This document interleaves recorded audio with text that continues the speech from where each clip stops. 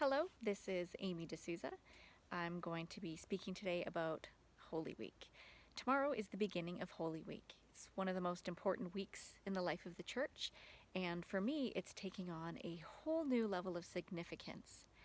I think about the disciples. I think about Mary, James, John, Andrew, all of them after Jesus died.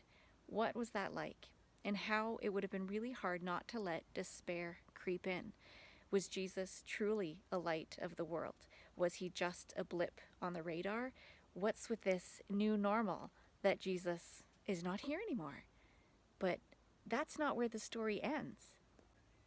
Had those thoughts been true, the only reasonable response would be despair.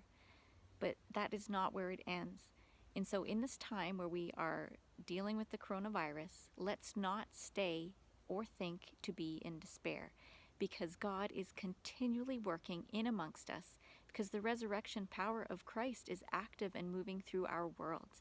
Every time you connect with your youth group on Zoom, that matters. That's resurrection power. Every time you pray for doctors and nurses and healthcare professionals, that matters. There is hope in the world. There is light in the world because he is risen. And when Jesus transcended, he left the Holy Spirit here to help us. And the Holy Spirit is active among us. So don't lose heart. So to help with Holy Week, I thought I could give you some resources that you could do as a family or as a youth leader, suggest your group to do. The first would be tomorrow, being Palm Sunday. You can make palm crosses out of paper. This was scrapbook paper, 12 inches long. I cut 2 of them, taped them together, followed a YouTube video. Wasn't too hard.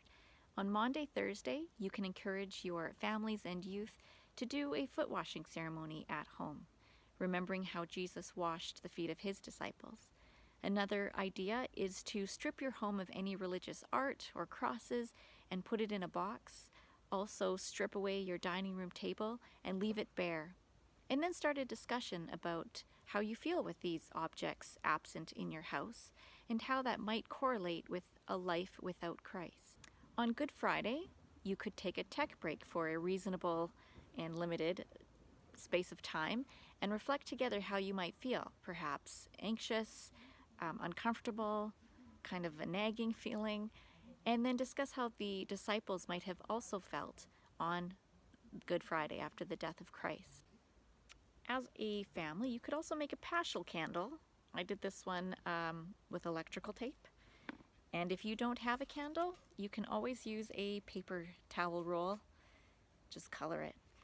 And then on Saturday evening, darken a room and light your candle and say, Jesus is the light of the world, and everyone else can respond with, the light that will never go out.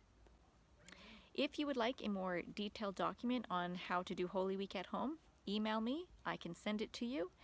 As youth leaders and parents, we want to help youth form their faith, especially during this time. This is what we've got, is hope, and hope will last. Have a great Holy Week.